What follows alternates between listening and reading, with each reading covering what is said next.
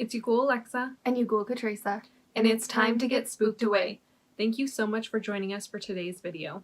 So today we're going to be telling you 2 short stories, one from myself and then one from a good friend of ours. We're going to be trying to alternate between short stories and long stories to give you more content. And also to just give you guys variety so that if you don't want to sit through a long story, you don't have to. So this story takes place in Springville, Utah. Alexa and I were both raised there, so we were really familiar with this place. Our whole lives, anytime we went there, anytime when we were like growing up there, we never really felt comfortable just because there is a lot of spiritual energy there, and we both recognize that. We always have. So I just want to tell you guys first, I never really felt comfortable being in Utah. Still to this day, I don't. So I was living with my mom. It was 2017, and I had gone out with my cousin to go watch the movie It. And at the time, I was really afraid of clowns.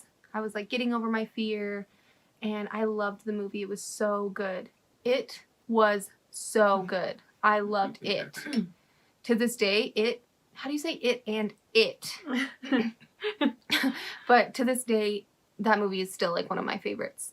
So I had come home from watching It, and I, at the time, used to smoke cigarettes. Shame. Yeah. So I had come home, said hi to the family, and went outside for a smoke. I had to walk down the block to smoke because we lived in a non-smoking Neighborhood, yes. So I wasn't allowed to smoke in certain areas. I had to walk a block away.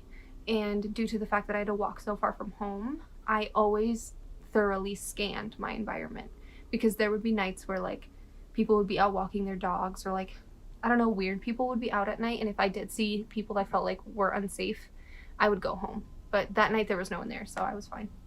I had walked to the end of the block on this corner, and I was taking my smoke break. I was hanging out, kind of reflecting on how much fun I had. And I finished my cigarette and started walking home. I scanned the neighborhood again to make sure that my walk from where I was standing to my house was a safe walk. And when I was walking, I had turned around to double check, because I feel like I have this like weird fear of being followed. So I always do checks behind myself if I'm walking alone at night. So I did that, and I noticed this beautiful tree.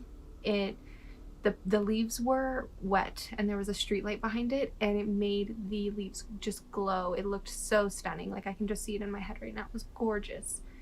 And I had to take a picture of it. I was like, I'm gonna post this on my Instagram. So I took a photo of it, and I continued my walk home with no one on the block.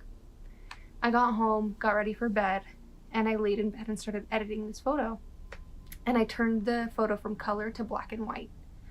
And when I changed the lighting and the coloring on the photo, I noticed something weird. There was a man in the photo on the sidewalk that I had walked past. I had checked, I was alone. But on the sidewalk that I had walked past to come home, in this photo, there was a man wearing like an old cowboy outfit. What is it?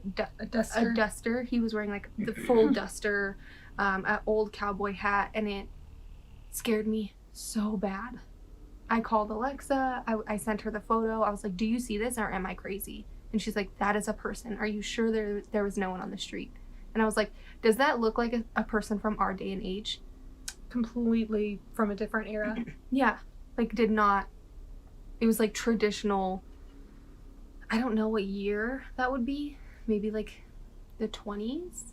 I'm not sure. I don't know. To be honest. Yeah, maybe the late 1800s. I don't know. But it was like insane to see this. So I was so shook.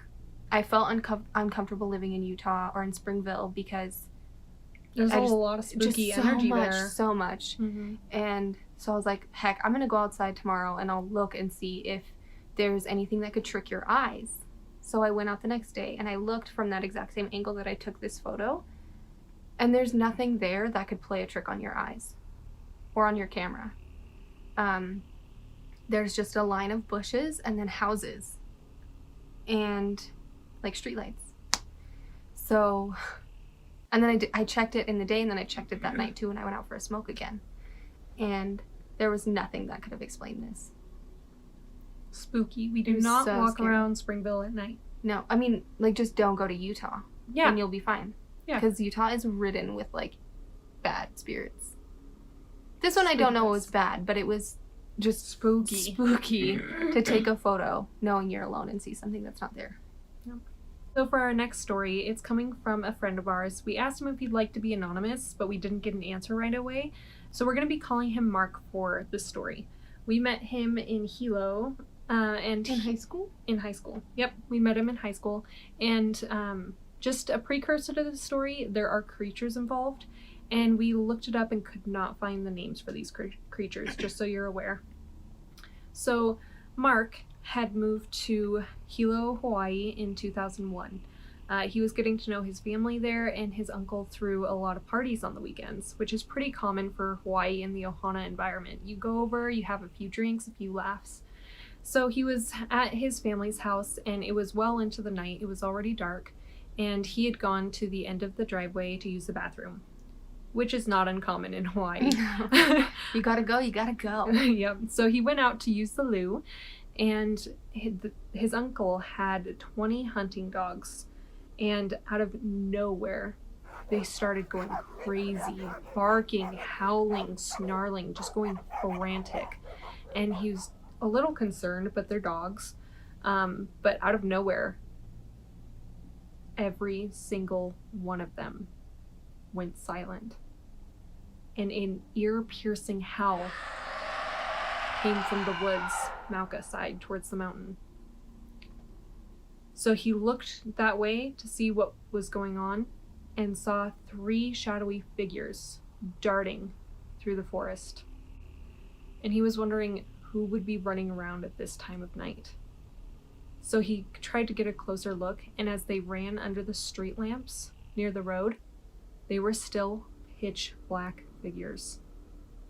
And the thing that caught him and really shook him was the fact that they had glowing red eyes. He looked around to see if his cousins were pranking him. It's like, this can't be real. What is going on? And he looked towards the house where everyone was at, and everyone was accounted for. His cousin must have noticed he was acting strange. She came up to him and put a comforting arm around his shoulder and looked out to where he was looking. And she said, "I can see those 2. They're real." And she said their names. And as soon as she did, every creature stopped, looked down at them, shot their hands down and their heads up toward the sky, and let out another ear-piercing scream. And then they shot up the trees into the canopy, and they didn't see them after that. After that day, Mark said he has not gone back up to Kaumana to wander around at night, and that experience still haunts him. Kaumana is known to be a very active area. There are places like the old Hilo Hospital, also known as Baby's Cry. There's also the Kaumana Caves, and a lot of hot spots in houses where activity really picks up. Yeah, there's a lot of history there. I mean, Hawaii in general, there's just so much history, and it is so vibrant and so alive. But with that sometimes comes darkness. So it's very vibrant there. And also, deaths occur in that area year round because people go to unfamiliar territories and put themselves in danger, and oftentimes will pass away from adventuring or so it is like really familiar with life and death. And there's been just so many accounts of the spooks happening there. So the main theme of these 2 stories is don't go walking around by yourself at night. Yeah, alone in the dark is not a fun time. No. I mean, I guess sometimes it can be, but just be careful. Yeah, definitely be careful. Be careful. We will still be sharing our videos every Sunday. We'll come at you with long videos or minis, and you can choose your preference. If you guys have any questions, comments, or concerns, we always have an open ear. We always have a box that you can send DMs to.